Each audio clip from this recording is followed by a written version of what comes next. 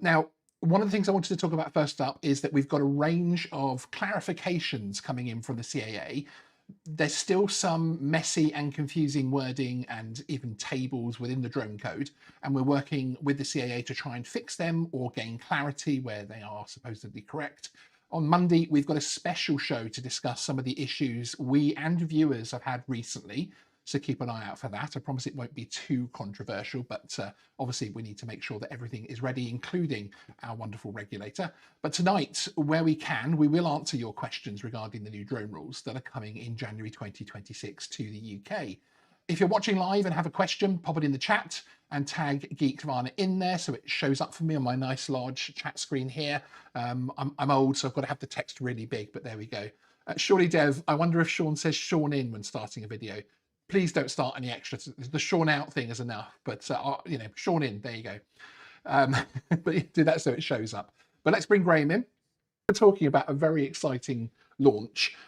People have seen it, but they've not heard about it. But let's bring the website back up. But this is Unmanned Support, a new UK trade body for drones. Absolutely. It's aimed primarily at those making money from drones. Okay. We're looking for support from hobby users as well, but the support, the actual what you pay to support is phenomenally low. It's basically just something to show that you are supporting what we're doing, and that enables us to say to the CAA, we have this many supporters. So for £5 a year, not a month, wow. £5, one payment a year, you get to say we're supporting Unmanned Support. And then if you want to actually be supported, and that includes, I know, operations manual template available to download, various other templates on the new regulations as they come out, a case study template in case you want to put a case study in, all those things, plus member meets, plus, well, Sean's got the list up there, lots of benefits. Yes. £50 a year. It is not a lot of money. I'm not looking to compete or take the bread off other people's table. What I am doing is setting it at a price that commercial operators, those making money from the drone, ought to be able to afford. And that just keeps me ticking over so that I can spend some of my time, hopefully, steering the CAA, correcting the CAA, having fun with all sorts of other authorities, and just pushing things forward and hopefully in the right direction for commercial users. And I have just tweaked the audio. Thank you, Amok and others for the hint there. It's very strange. Some stuff had reset, but anyway, it actually caused all the problems. But you should now hear us both nicely and all leveled and in the normal sexy way that our live streams work. Right. Yes. And really to stress to people, this isn't an FPV UK, this isn't a BMFA, this isn't even an RPAS UK, really, technically. No. The very much, and it's something that I'm very passionate about. And when this came up, I've been like a drum in the back of Graham's head. When are we launching? When are we launching? When are we launching? I'm excited. When are we going? When are we going? When are we going? And it's something that really, it's something that Graham's already doing, which is basically sticking up for the drone hobby and the drone industry in terms of one, advising, helping with advice on regulation, everything else like that, helping people to fly and helping people to understand what they're doing, all the way through to some of the paid services like getting ops manuals and that kind of thing, etc. But there's a lot that he does on social media across Facebook, which helps a lot of people out. He's also very good at speaking with the regulator and trying to get things done there, speaks a similar language. That's not an insult to you, Graham, I promise. And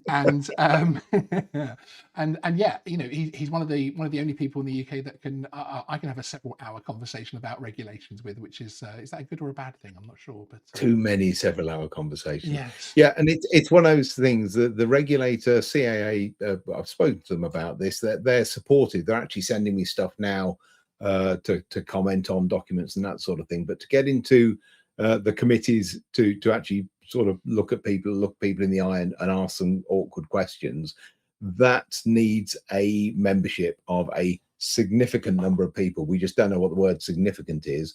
It's more than we've got at the moment because it's only just launched. And so what I would say is, if you're earning money from a drone, please go in. It's www.unmannedsupport, all one word, .co.uk. Click on the membership and then choose supporter if you're just a hobbyist, supported if you actually making money from a drone, and join, please.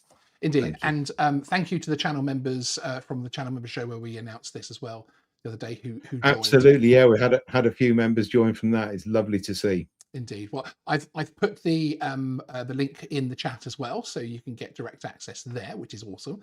But now we will. There's also going to be a specific show about this, so keep an eye out for that one. It'll be the Unmanned Support logo will be big on the thumbnail, and you'll be able to ask some specific questions. If you do have other questions, feel free to put them in the chat as well, and Graham will answer them. I just noticed myself on my preview screen me going like that. Never mind.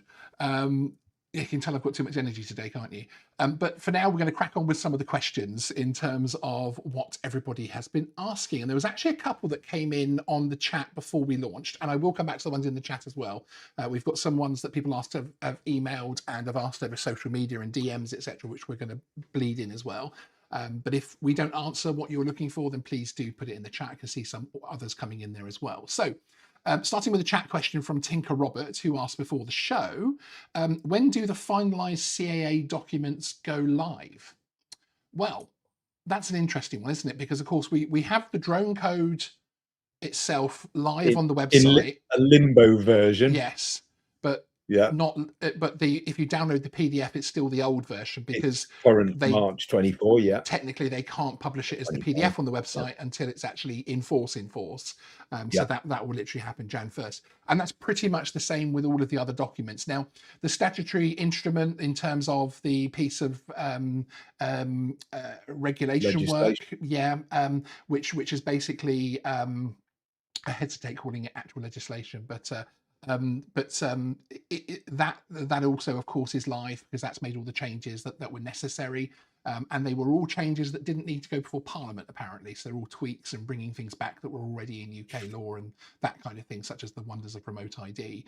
And of course, other things such as the C1 aircraft being able to fly over people, that kind of thing almost comes under more of an allowance permission type thing anyway. So you should expect, obviously, the new CAP 722 and new AMC GM, etc., to be published to update all of this.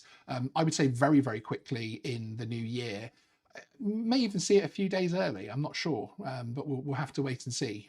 But certainly within the first week, I would say everything will be updated from that point of view. Yeah, I'm wondering if they'll update CAP 1789A. I would imagine so. I would have thought so. Yes. Yeah. So and actually, if you want to hear about that kind of thing, sign up to CAA Skywise. If you Google CAA Skywise, it will take you to skywise.caa.co.uk. You can sign up for all sorts of aviation notifications on there, even things like hot air balloons. But if you click drones, you'll get everything that's published, usually. And if you go into the blogs on Unmanned Support, you'll find a little. There's a very recent blog I've put up. Oh, we've just lost you. Hello. Oh, you're back. Oh, you disappeared. Yeah. Yeah. Oh, yes. Yeah, I put up a blog very recently on, I think, crikey, it's on the scheme of charges thing, consultation. And I think in there's a link to a set of instructions on how you register on Skywise. Brilliant, excellent. And so yes, so that's when we'd expect those to go live, Robert. The second one is actually from AK Hall Visuals, which again was somebody in the chat. I'd like to know what the guidance is on intentional / unintentional overflight of uninvolved persons in the A1 category with a drone such as the Air 3S. I'm getting conflicting information. Well, the good news is it's really simple. You can overfly people.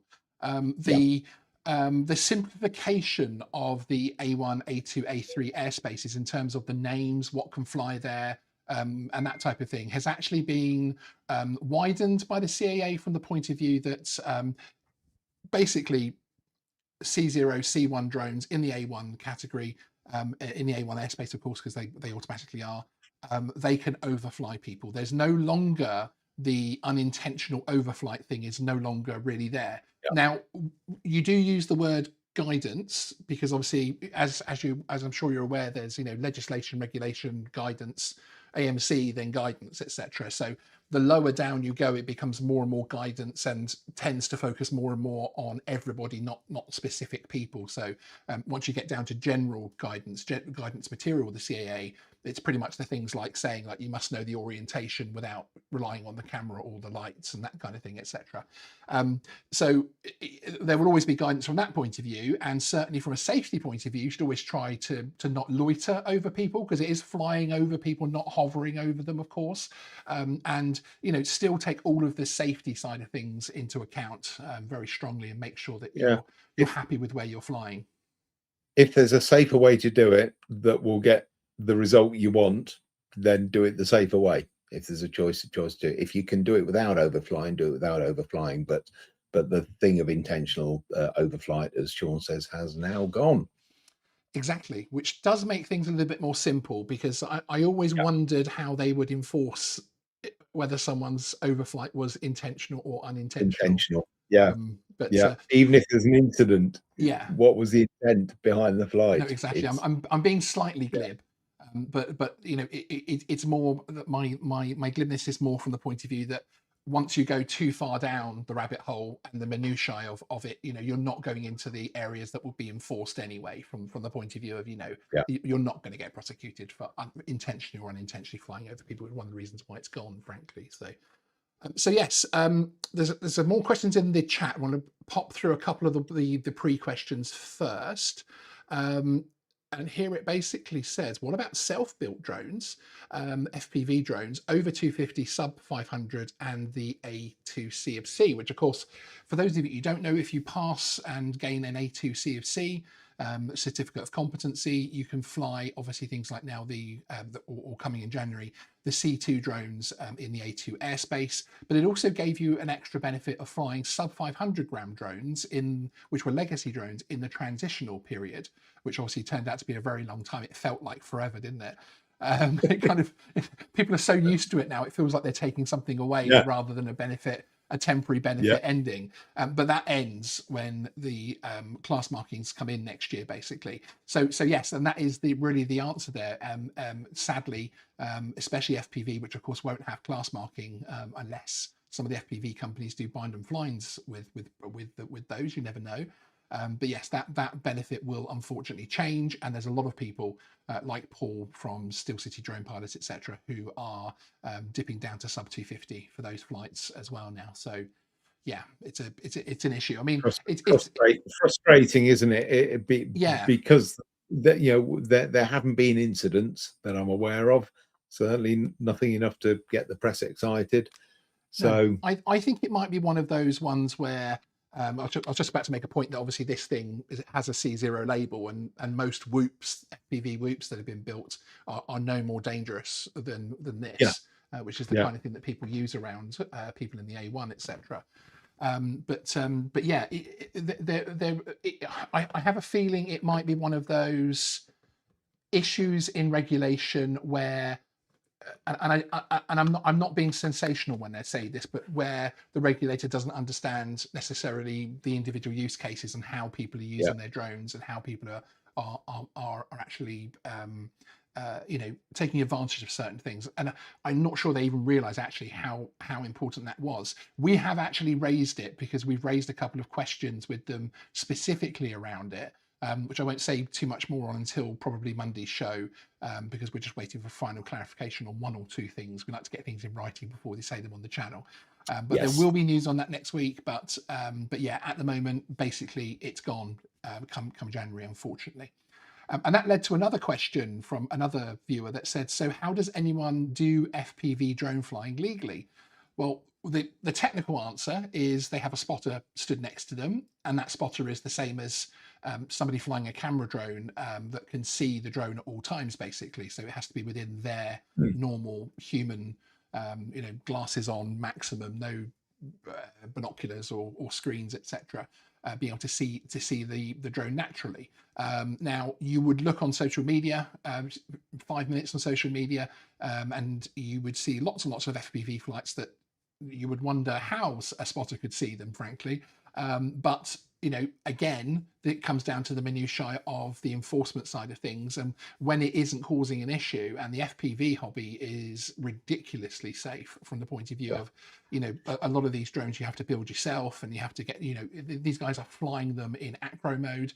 They haven't got this, you know, they're often not flying with stabilized modes and that kind of thing. They actually know how to fly their drones. And so actually it's a very, very safe hobby and commercial use of drones. And of course, some of the commercial guys are using much bigger FPV rigs, but they'll be doing in a controlled manner, in a controlled area, under the rules of their permission for commercial operations. Sorry, what am I talking about? Operational authorization. Crikey, I just had a flashback. 5 years. It's Friday. They'll be doing it under their OA. They could even have an OSC, or not many SARs in place yet. That they're doing it under an OSC, and you know, there are ways to do these things legally. It's just, you know, you need to be in control of an area if you're above certain weights. No, exactly, and it's something that with FPV drone flying, there's a lot said about the fact that you have to have a spotter, and pretty much, you know, probably 95% of FPV flights in the world happen without a spotter, but yet we don't have, you know, courts full of FPV flyers being prosecuted for it. So it's something that we need to be careful of and make sure that we're able to basically make sure that, you know, we keep the hobby and the commercial side moving in the right direction. The reason we've got essentially what I feel like is a slight deregulation of drones in the UK coming next year is because they really cannot dispute the data that drones are safe, basically. So, you know, if it was the other way around, if FPV drones were hitting people's dogs in parks and smashing people's windscreens and things, then, you know, it would probably be a different thing. And I have to say, it was the kind of thing that did worry me when drones like this, there's actually one on my desk behind, the FPV drone from DJI came out, and suddenly all of us non-FPV experts were potentially flying them around, and it did worry me, but it didn't turn out to be a worry, mainly because the drone didn't catch on and they didn't actually sell that many of them. Okay, a question from the chat. Can you believe it? In the Netherlands, or a statement actually, I think it is, drones will be able to fly closer to airports in 2026. You have to keep 15-kilometer distance, and 2026 only 5-kilometer. Yeah, is that it basically coming in line with the ASA, I would assume? But 15-kilometer was big, wasn't it, to have as a distance? Crikey. You live in the southeast of England, you basically have nowhere to fly. Crazy. Okay, Dan Jord, Drone It's Me. Hi, if myself and my wife fly my drones, will we both need operator ID, or just myself have operator ID and both have flyer IDs? These are shared drones. It depends on how much you trust your wife and how much your wife trusts you. Yeah, the T word is. I knew you'd giggle on that one as well. You notice I kept a straight face as I said that. It was pretty good. But yes, you sound very happy with you know, joint hobbies and stuff. So that I think possibly you can get away with one operator ID. That person has certain responsibilities in the law, but essentially, they're the one who get to say the other one doesn't get to fly it. Exactly, which is the only reason I make the joke, because obviously in the drone code and in regulation, if it's your operator ID on the drone, you have a responsibility as well in terms of what that person does with the drone to make sure that they are competent and that they're safe and all that kind of thing. Get to ask them every single time they want to fly. You get to ask them to prove they've got a flyer ID. Yeah, that could be a good game, couldn't it? But yes, but just as a serious answer, you only need one operator ID on there, and then both having flyer ID if required, which obviously in the new year it'll be over 100 grams. So I would have thought you will need it. So that's good. Mr. TJB, one of our members, is saying joining up next week. Thank you. Looks great. Will be very handy with the new regs coming in. Exactly. And you know, having that experience, etc. It's kind of like it's having a conduit now for everyone to be able to reach Graham in a really simple way, frankly. But also, of course, as I say, once we've got the numbers together to help people. What are you laughing at? I'm just concerned that everybody's going to be able to reach me down my conduit. Do you know, I thought that to myself. I almost made the joke. I wonder if Graham will regret that in 6 months' time. But so yes. Angus Cooper, if I'm not mistaken, for anyone flying legacy drones like the Air 2S, Mavic 2 Pro, Mini 2, etc., it's business as usual until 2028, and don't need remote ID until then. Yeah, exactly. A lot of the legacy stuff, and there's actually some technicalities behind that we're clarifying with the CAA, because in a couple of points of the drone code it kind of contradicts itself, and I don't want there to be confusion out there. But yes, that is exactly how I understand it as well. And then after 2028, you'll need obviously the module on there, and anything over 250 will have to go into the A3 airspace, basically, or A2 with an A2 CFC, because they're keeping the legacy allowance on A2 CFC, so you can still fly, but it would be the 50 meters thing. Yeah. You'll buy a new drone because you just won't like it. Yeah, exactly. Yes. And that a lot of questions people do have on that kind of things, that does, new drones coming out, people moving on, kind of does make things move forward quite quickly as well. And it kind of, people say, oh, what about, will this drone get certified? Will this one actually, people probably won't be flying that by then. And it's a difficult conversation to have in 2025 in terms of what will actually be flying in 2028 into 2029. It's a it's a difficult one. It's looking forward, isn't it? It really is. Yeah, exactly. Els Megan, our senior moderator. Hello, Andy. My A2 CFC expires in just under 4 hours. Brilliant. 3.5, I reckon now. Yeah, I mainly fly the Mini 3 Pro. Do you? And the M2 ED. Yep, for drone SAR. Would it be worth extending my A2 CFC for another 5 years? Only fly the M2 ED in A3. I mean, it depends how much you use it in congested areas under the A2 CFC now, I would say. Yeah, I mean, as he says, he only flies the M2 ED in A3, and that is... if you only fly it in A3... Yeah, I mean, it doesn't sound like you have a need for the A2 CFC, because obviously you don't get the sub 500 thing. Take it when you need it. Yeah, no, exactly. Yes, just sort of have it hovering on the button, the buy now button, or do as I recommend to a lot of people who are on the fence about it. Basically, wait for a ridiculously good sale from one of the training providers and jump on it. Basically, but no, it doesn't sound like you need it, sir. I'm doing mine on Monday, so indeed. We're all renewing at the moment, aren't we? It's funny. All the people that did it the first time obviously are now having to renew. And I will name drop. I'm doing it with Osprey drone training. Very good. So very good. Support Justin. He's another good guy who does push back a little bit on the regulator at their regular meetings. Yes, and you'll be able to see a really cool video series of me taking a few different exams and a few different courses with the new channel partner Heli-Guy Training in January, which I'm really excited about. Yes, already been a fantastic experience. So the Cornflyer is saying, will the police be informed of the update to the code? As I spoke to a police operator yesterday, and he wasn't even aware the rules are changing next year. Yes, there's some standard documentation. There's all sorts of things being worked on. I sit on a police independent advisory group for the National Police Chiefs Council, and there's an app being talked about, being developed, which is actually moving forward at the moment. There's all sorts of different things in terms of the police college, where the drone regs, etc., are added. What you will find is there will always be a catch up. It isn't something that they will put out there, in my opinion, and have ready in advance. They don't want their heads full of this. Yeah, no. The stuff we're having to to think about it isn't a priority for policing, which is what they always say when they're on this channel. All of the extremely serious crime out there that they hardly have time to catch up with is very much their priority. So something like this will always be reactionary rather than anything in terms of being prepared. There will be a lag, as simple as that, unfortunately, but that is how it works. Beowulfish, if I fly a self-built freestyle drone sub 250, 4 to 500 grams, does anything change from January? No, not really. In terms of as long as you're not flying that with the A2 CFC allowance in the A1, then no, nothing else changes. I mean, you may be, if you're in congested areas, you may be flying under an Article 16 from one of the companies, etc. So no, nothing really changes for you from that point of view. How much time flies, Scott? Good to see you. Very slow movements such as hyperlapses on the overflight. The times where it takes a lot more for a drone to hover than it does for a drone to fly along.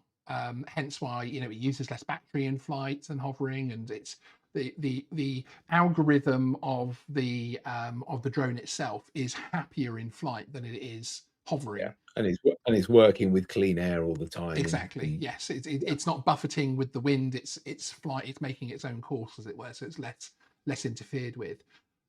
It's more of a risk, but certainly you're still overflying people, so you're not technically hovering, etc. So, and again, there isn't actually necessarily anything technically specifically in the regs to say don't hover. So it's just that, as I was saying, I think that's, if you read their guidance material, that's where you go. It's risk reduction, isn't it? If you can fly along above the pavement for that hyperlapse, or fly along above the roofs next to the pavement, then fly above the roofs next to the pavement.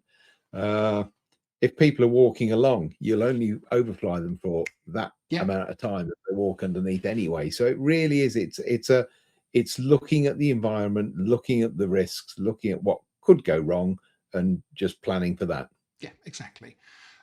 Okay, next one up, Liam's drone photography. Hey, what will I be able to do with my DJI Mavic Air 2 after January, please?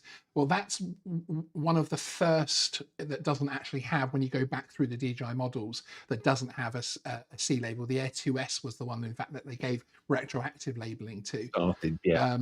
So you are looking at a legacy drone, and after January 2nd, you'll be either in the A3 category, so flying far from people, not within town centres, or if you take an A2 CFC, you'll be able to fly that drone within 50 meters of uninvolved people.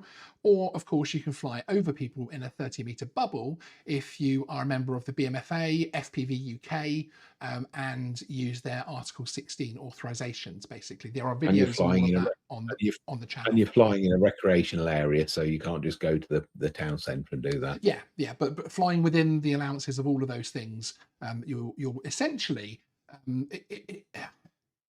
really, you'll be able to fly exactly as you're flying now. Really, there isn't anything that technically changes, because at the moment you still can't fly within. No, because you just don't get the benefits. Yeah, of that's it. The C mark. That's it. Yeah, exactly. So pretty much nothing changes. But you're going to see other drone models like the Air 2S, which is obviously only slightly newer, very similar airframe and weight, etc., is suddenly going to jump forward in terms of what it can do. Yeah.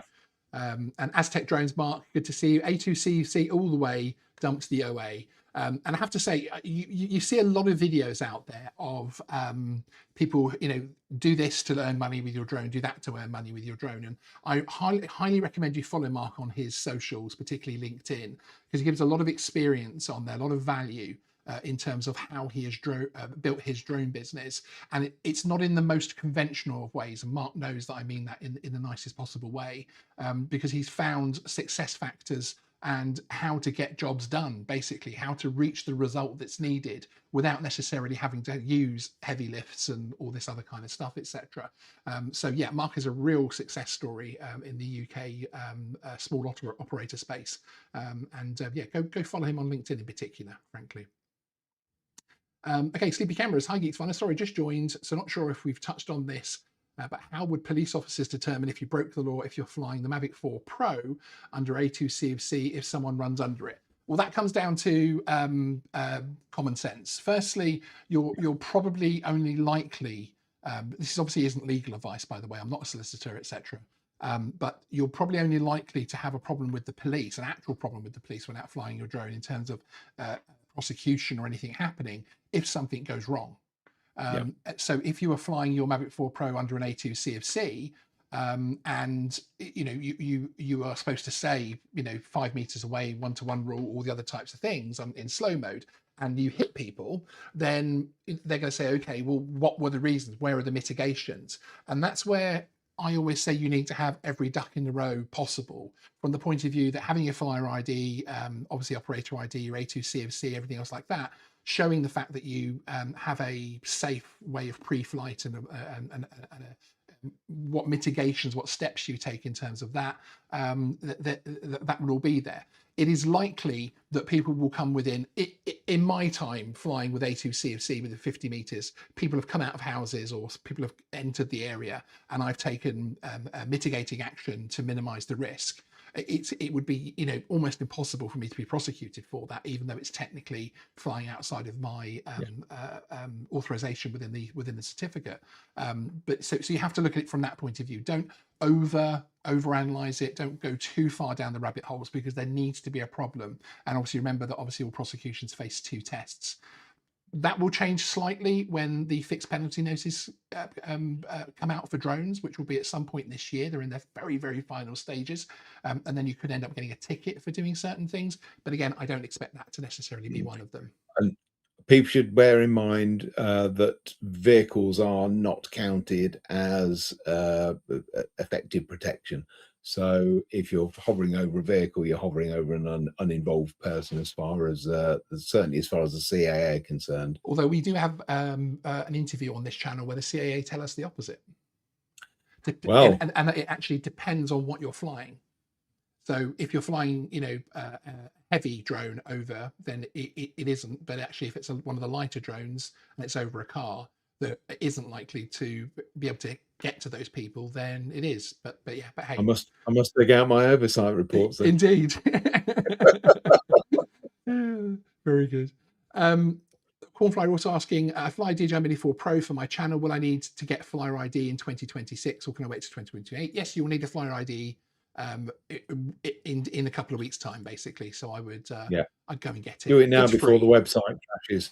Yeah, it's free, so you're able to do that. My chat jumped up, so apologies if I'm missing anybody. Do we need to be in contact with all the time with our spotter whilst flying with phone or radio? Well, it should be a lot easier than that, because they must be stood next to you. Yeah.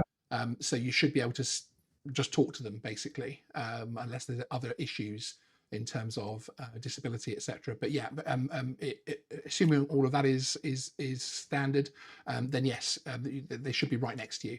The whole thing where you see spotters on YouTube channels, etc., where they're talking on a radio and they're about, you know, 100 meters away, etc., that isn't actually correct. That isn't actually how it happens.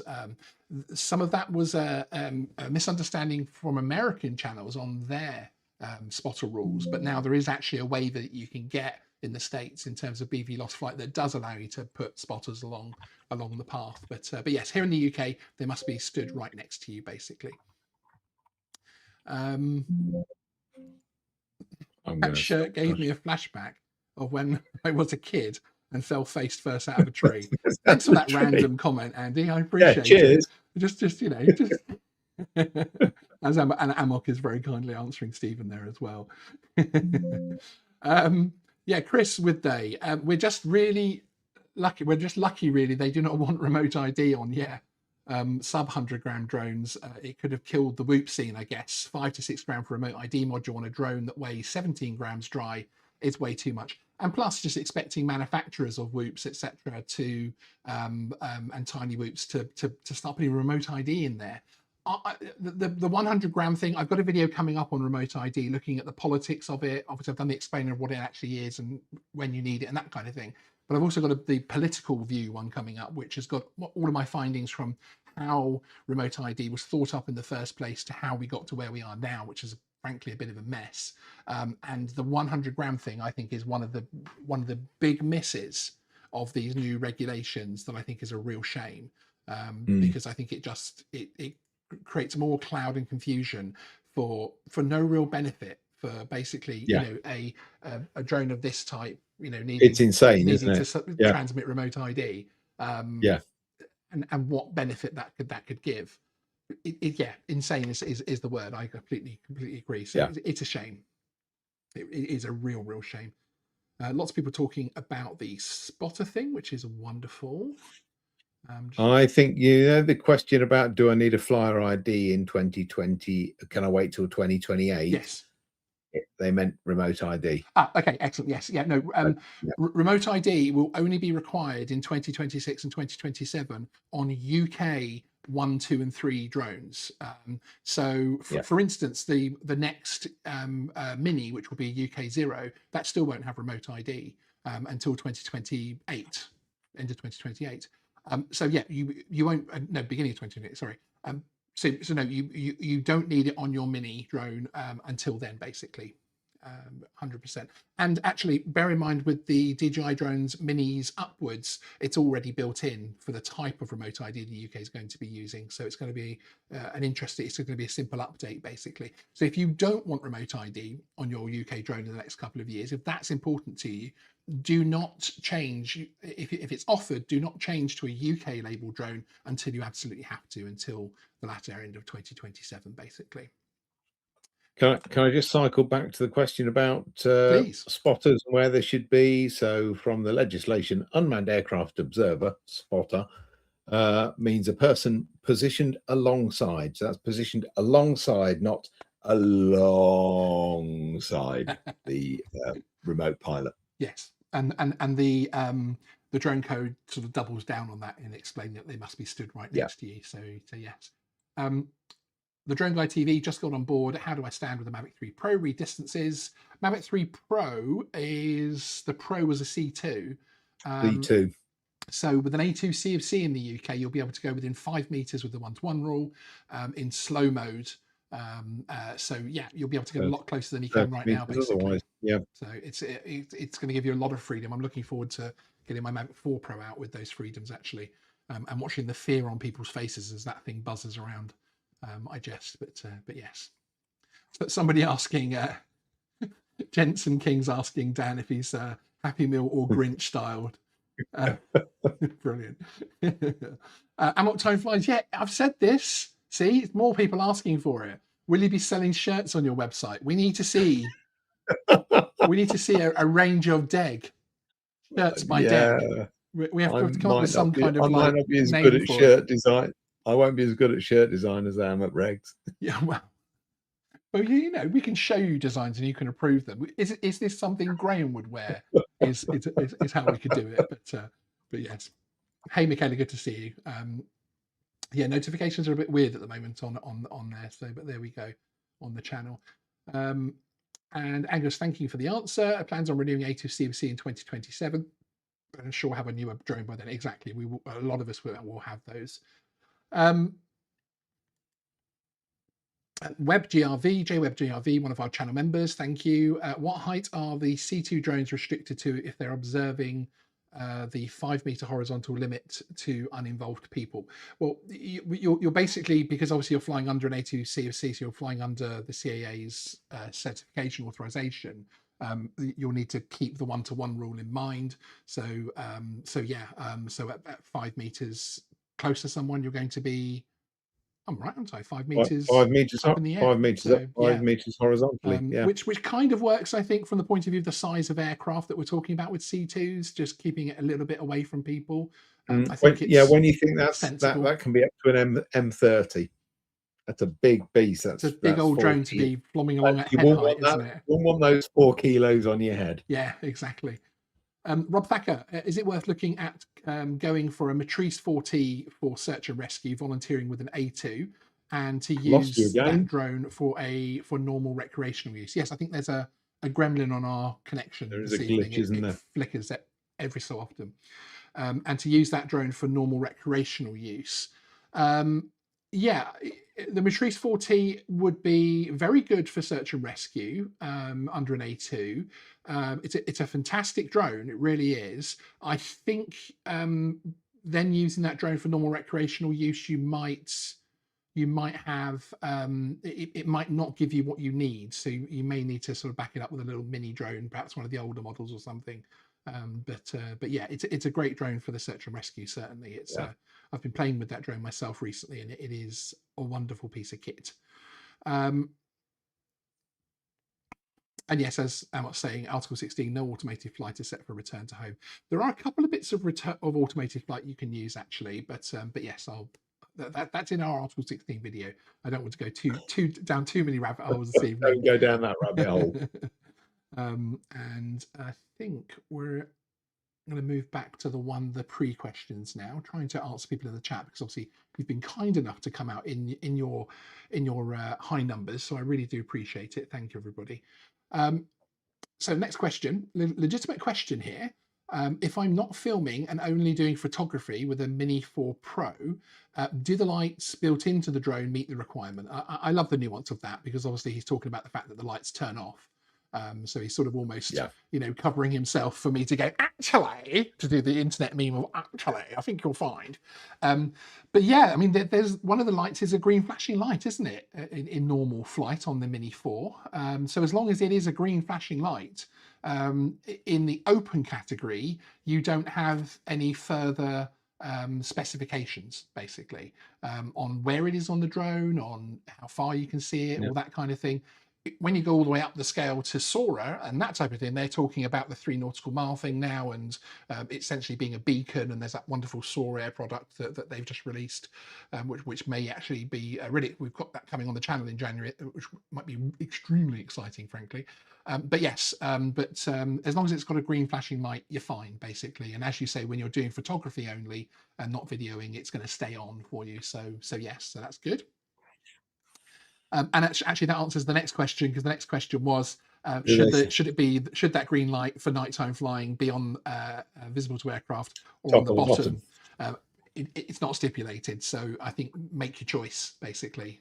The original intention of the legislation, the EASA, was that it was there for the drone to be distinguished from the ground. Yes. So distinguished as a drone from the ground. Yes. Why they chose a flashing green light when there's flashing green lights on planes, and how you distinguish one from the other, I don't know. Yeah. But yeah. That was the intention. So when there's lots of confusion Europe-wide at the moment of drone sightings and 737s being confused as drones, let's make the color that all drones need to use the same. But it really is, in terms of night flying with the flashing light on your drone, it's unlikely to ever be of much use to manned aviation. Otherwise, you would have to have one of the ones like the SAR type level, the sail level aircraft will have to have, which will be 3 nautical miles, that kind of thing. They're doing the BV loss flights right on the edge of manned airspace. So yeah. Can I go to legislation? Yes, please. Oh, come on. Always. In order to improve the conspicuity of the unmanned aircraft flown at night, and in particular to allow a person on the ground to easily distinguish the unmanned aircraft from a manned aircraft, a green flashing light should be activated on the unmanned aircraft. There we go. There you go. We like a bit of legislation. We do. We love honestly. We back things up here. Indeed. And the next question is, great update again. Thanks for that. Is it actually the case that all DJI drones manufactured in the last few years are already internally capable of RID if the class they are in requires it? Yes. Short answer. Yes. So most DJI drones, mini class upwards, do already have remote ID within its capability.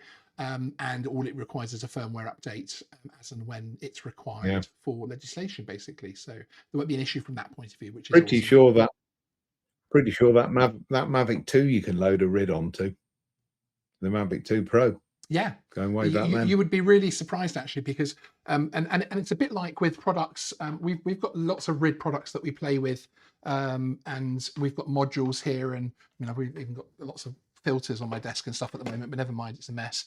But we've got the remote ID filters and products from DroneTag here, and these were being developed before remote ID was really a thing, because obviously, in the commercial airspace, conspicuity was already something which was something that they knew they would need for BV loss flying and that kind of thing. So the technology is fairly mature on that side of things, and so it is surprising sometimes when you look at on Assistant 2, etc., with DJI, when you look it up and actually, this drone can do that, and that's incredible.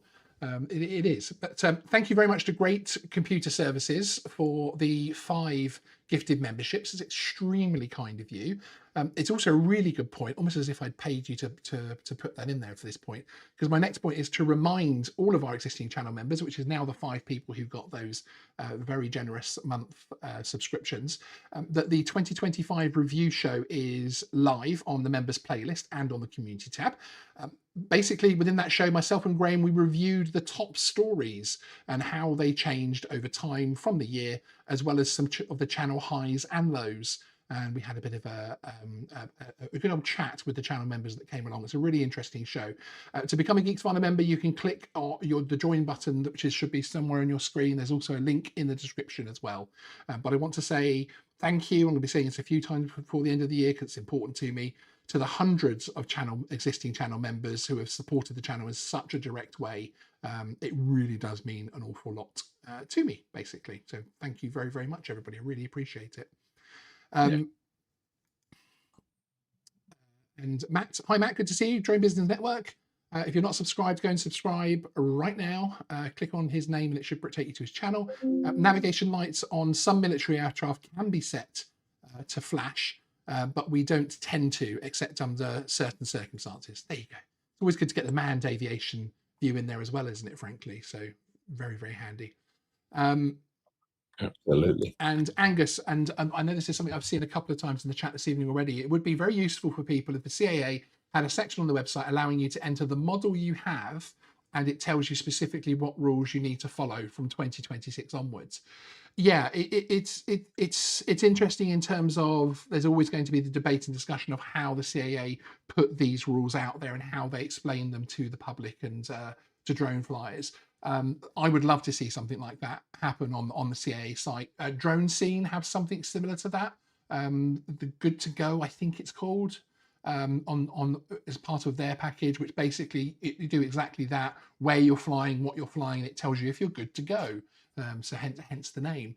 But we are actually going to have a range of videos coming out in a playlist next year. 2 playlists. One is the Drone Rules UK Drone Rules Survival Guide, which has all the essential videos, all the essential information you need to know for all the different types of drone, that type of thing, of the classes. But there's also going to be a playlist for all of the popular drones. So if you own this drone, this is what you need to do, which is what we've tended to do when things like the Neo came out and other new drones like the Flip, etc. We basically did a drone rules video off the back of it to help people understand what that actually means. With the various changes coming over the next few years, in theory, so just in theory, the nice thing is that a UK one or a C class drone, certainly the UK class ones, should have something in the box to help you out, because that will be part of the requirement, part of the specification. Yeah. For the although the information, and for anyone that's watching, this is down to the fact that there's going to be a leaflet in the boxes, which was, again, we're going back to what was originally intended, in terms of telling you that you need a flyer ID, an operator ID, that kind of thing, and pointing you towards the drone code. But it isn't. I understand what Angus is saying, though, because I think there would be even more value in actually having something really specific like that. And that is perhaps an opportunity for it, isn't it? Basically, I mean, we've been developing with one of the major UK retailers directly a help sheet that we've actually suspended. It was almost ready, and then the UK CAA announced they're bringing C labels back, so there'll be a leaflet in there anyways. There's no point us making one, and we are thinking of repurposing that. So perhaps that's perhaps one of the things that they could do. But it seems a lot of work for them to know exactly which box to put it. But anyway, but yes. It would certainly be welcome from the regulator. With the various changes coming over the next few years, I read there may be some alterations to operators with a GVC license. Could perhaps clear out some of the main details that may impact us? Well, yes, basically we're moving across to the RPC system, RPC 1, 2, 3, and all that kind of thing, which is going to allow everything from the existing type of flying all the way through. If you qualify for the higher level, you'll essentially be a BVLOS drone pilot who is able to fly drones in and out of manned airports, basically around other manned aviation. So there's a huge variation there in terms of the type of thing. GVC is supposedly, in terms of the existing guidance from the CAA, is it 24 months that it's being phased out in? Whenever that 24 months started as well. But watch this space, because it's started. There's only it's a controversial one to get rid of. There's only one RAE at the moment. Yeah, it is a difficult one to get rid of. And I think probably what you're referring to is the PDRA 01 operational authorization, because they are reviewing that using SORA as a model. And under SORA, the ability to fly a 25 kilo drone in a town centre is very different to what we've got at the moment. Yeah, no, exactly. Very much what we have at the moment is a little bit of a tug of war. So on this side, you've got GVC operators, former PIFCO people, etc., with a PDRA 01 just wanting to get on with what they've been doing completely safely for many years. Completely safely. Completely safely without any kind of issue. On this side, you've got the world of future flight and the modernization of the lower airspace and all of that kind of stuff pulling. And the two don't really sit particularly well in terms of regulation. But the initial consultation results that came back from the CAA had the GVC disappearing completely. They then said, okay, because there was a massive reaction to that, they then said, okay, we'll keep GVC for probably 24 months. But again, as I say, I'm hesitant to even say that because I'm not sure that that would actually happen in terms of the backlash as well. But we'll have to wait and see. But the GVC or PIFCO or OA holder level of things is probably the most, it's ironic, it's the most messed around, put upon a category of drone flyer in the UK, despite the fact that they are the professionals, they are the qualified, the experienced people, and they've been messed around more and been given as little information as anyone. And they're paying for everything at the moment. They're the guys making £500 OA applications and even people putting SORAs in and that kind of thing at the moment. You know, these are the people that are the backbone of everything. And yeah, the numbers are going like this. One, because you're able to do more and more in the open category, which is obviously useful, but two, because it's just become too much of a hassle for a lot of people. The amount of social media posts of people saying, I'm done. It's incredible, isn't it? People with a PDR AO1 would keep it on and would probably expand into the more capable drones, larger drones. They would happily do that if it wasn't for all the hassle and the ability to do sort of what they're doing at the moment with the smaller drone. But that doesn't help you grow your business. That doesn't help you move forward and provide better and better. That just means you can do it more easily. And you know, there are some arguments for going to a smaller drone because you can do things with it that you wouldn't be able to do without an OSC or a SORA, but you should still be able to do things with these incredibly safe pieces of kit in a congested area because we've proven they are safe. But it doesn't fit the model. And I just don't understand why you can't just allow there to be a two-tier system. I suppose part of the problem is that if no one moves on and if everyone looks at the two systems and says, do you know what, the GVC with an OA does more of what I want, I'll just stay there, thanks. So yeah, which isn't good regulation in my opinion, but you know, but there we go. Daniel asks, can you get me up to speed on the digital drone ID? I have a Mini 4K and an old Air 2. Where do I stand with those? Well, the good thing is it's really simple because anything over 100 grams, which obviously they both are, you'll need Flyer ID and Operator ID. So good to always be able to give a simple answer sometimes to people as well. So yes, nice and simple there for you. And is there anything else in the chat there? I saw a question mark flying past me there. Does Article 16 still stand for FPV? Yes, it does. Go on, sorry. You about to say? Do the regulations specify that the lights need to be on the outside of the aircraft? Yes. Well, they don't say they have to be on the outside of the aircraft. They do say that they have to be visible from the ground. So get around that how you can. You can have an aircraft made of glass or quartz. No, exactly. That's very good. So can I fly my Mavic 3 Pro 5 meters from people in slow mode? Yes, using the 1-to-1 rule. And if you have an A2 CFC certificate and your Mavic 3 Pro has a C2 label from the manufacturer, not just one that you've drawn on yourself. I felt like I had to say that then, but there we go. And the corn there is asking another one. When I spoke to DJI Birmingham, which of course is our DJI Hasselblad is a channel partner the other day, and they're going to advise any customers in the shops when they buy a drone, they'll need such as lights, etc., any drone purchase. Yes, because we are DJI Hasselblad, Birmingham, London, the DJI Retail, the UK arm of DJI Hasselblad. We are the regulatory advisor for that, and we're also doing, as well as all of that stuff and leaflets and all sorts of specific videos on a special web portal for them as well, for their customers, that we also do in-store training sessions as well. So yes, thank you for mentioning it.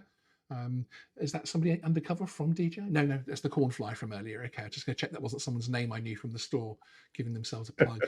not that I mind, but yes. Excellent. Okay, and just to mop up on a couple of questions in terms of the questions that came before, then we're going to come towards an end because we're coming up for an hour. What are our thoughts on retrospectively getting the likes of a Mini 3 Pro classified as a C0 or C1? I think they mean UK, getting it across as a UK one. Yeah. Well, basically, there's obviously been a little bit of an issue in terms of the whole things of reclassifying a Mark's drone recently, where DJI have removed the ability to reclassify an EU drone via their app. That is coming back because basically the way it was done wasn't actually to regulation, even though I raised my hand at the beginning and said that, but never mind. But that is coming back, and there is indications as well from this UK CAA that that's something they're going to be allowing to happen for the UK drones as well. The only thing I would say is the Mini 3 Pro, obviously, you know, it's a great drone, and there's nothing saying that there won't be a really cool flyable drone in 2 years. But we almost need to have the conversation in 2027 when we see what we're flying, basically, in terms of that, unless you need to have it switched across to UK classing or anything else for other reasons. It could be a commercial flyer that needs remote ID or something. Go on. Yeah, but C0, if you want it classified as C0, then presumably you're flying it sub 250 grams, so you don't need it classified as C0? Technically, no, because the Mini 5 Pro is C0, but it's actually anywhere from 249 to 253 grams. So you want the C0 to be on there. Question is Mini 3. Yeah, but it happened as well on the Mini 3, the Mini 4. There was actually some that were 254 grams when people have gone back. Again, what weight is anything? Is it a calibrated scales, etc.? There's a whole hideous rabbit hole that we will definitely not be disappearing down again. There is a video on the channel about it. But yes, you should be okay, as Graham's saying, from a legacy point of view anyway, which is one of the clarification points we'll be talking about on Monday's show. So there we go. So that'll be the last question for this evening. Thank you very much, everybody, for joining us. I really do appreciate it. It's been fun. It's always an interesting one as well because it allows us to flex our knowledge as well. As I said, there's another show on Monday night. It's an important one. We're talking about some of the issues that have been happening in terms of the new regs. So it is a bit of a complaint one, but we also have a good resolution as well, hopefully, which we're working out right up to the last minute on that one as well. But we've got some other content coming out next week, but this theme will be running. So we will be doing other live shows of Q&As. So send me an email, sean@geeksvana.com. It's gonna need a lot of it. There'll be a few of these going into next year, basically. As I say, along with a couple of new playlists to help you be able to go back and get quicker answers as well. Because some people like engaging with the longer shows like this. Others prefer a 4-minute video on a very, very specific topic. So we're going to be covering both ongoing for that. So I'm just going to give Graham the final word. Is now tradition on Geeksvana live streams. We have traditions, Graham. Isn't that good? Yes. Here's the final word. We have 3 words. 3 words this evening. Ooh. Join Unmanned Support. Who?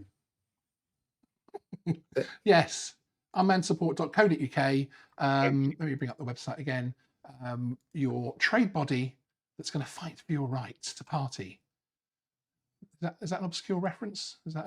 I think it is. Yeah. I'm going to pop the link in the chat again. You can go along and have a look. £5 a year. That's all it takes. Go along and join. Thank you, everybody, for joining us. I really appreciate it. Go and enjoy your Friday evening. This is exactly what I'm going to go and do. Bye-bye. Absolutely. Bye.